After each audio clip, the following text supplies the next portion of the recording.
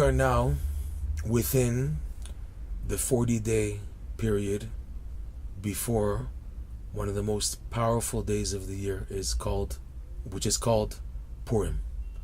Purim, Rabbi Nachman stressed, and he didn't even complete his wording to say and indicate that all beginnings now are from Purim.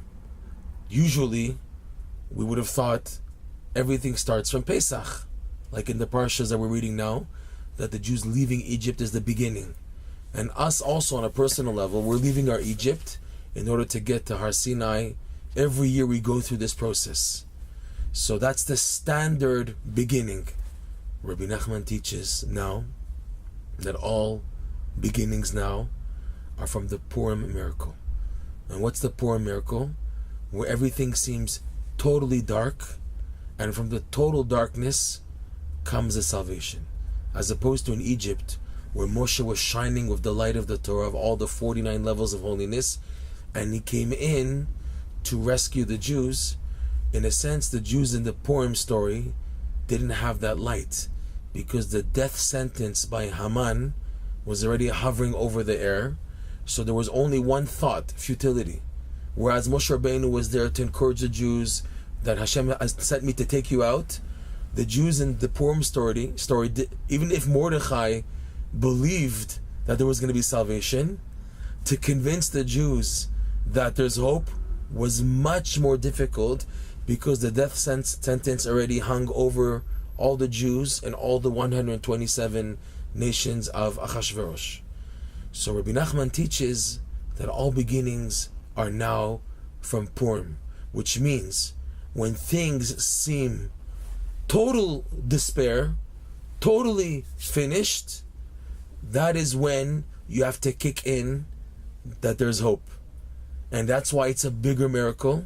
And Rabbi Nachman teaches that now, in these generations, where the attitude of futility and giving up and despair is so prevalent, which explains why people are so cuckoo and so nuts with what they're going through in life. People resort to doing crazy things more than ever before in history. Suicidal rates, drugs, prostitution, alcohol, people falling in to their lusts because of a despair, futile attitude. So it's much more prevalent feeling finished, so much more so the light and the message of the miracle of Purim, which is when there's a brick wall, to believe there's hope against your rationale. There's a death sentence, I'm finished, and still we're told, don't give up. This is the idea of Purim. So now, the 40-day period before Purim is such a preparation for your Purim experience, for your Purim miracle on your personal level and on national level, God willing also. These 40 days, depending, commensurate to how much you invest in davening to be saved from what's called Haman Amalek, this evil force of Haman Amalek, who's the one responsible for our futile feelings and this depression and despair.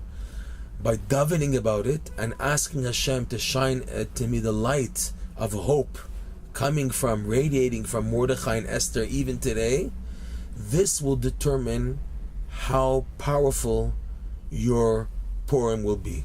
This goes in line with what Rav Nosson once stated. He said, Rav Nosson once, the best way to get what you want to get in life is to davening for that item 40 days straight. Rav Nosson finished, I guarantee you'll see results. What results you'll see, that is up to Hashem, who knows what's good for you. It could be, for example, I'm davening for a new car. So I daven 40 days straight for a new car, and after 40 days, it could be that Hashem opens my eyes. Do I really need this car? There's other much more better things in life than a nice car that I don't need, really. In other words, the 40-day davening does something. If it's necessarily what you were davening for, maybe yes, maybe not. But the davening gets things moving in a good direction and in an advancing in life. And that's why this idea of the 40-day period.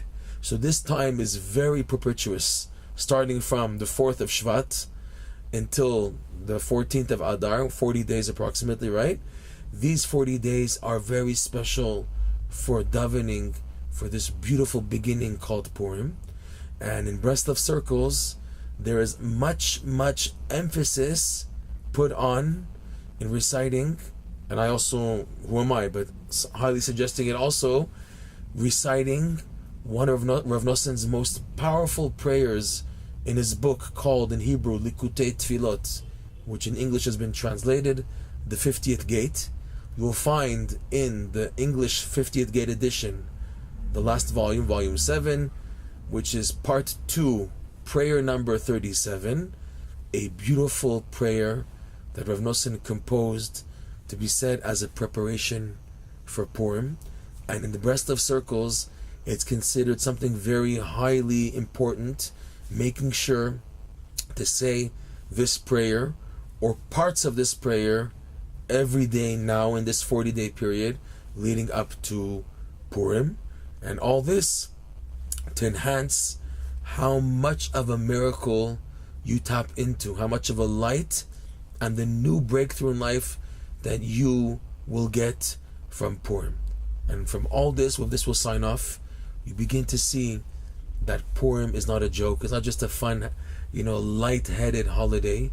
It is the greatest, possibly the day of the year. They say in Kabbalistic writings, there's Yom Kippur, Yom Kippurim, the day Yom Kippur.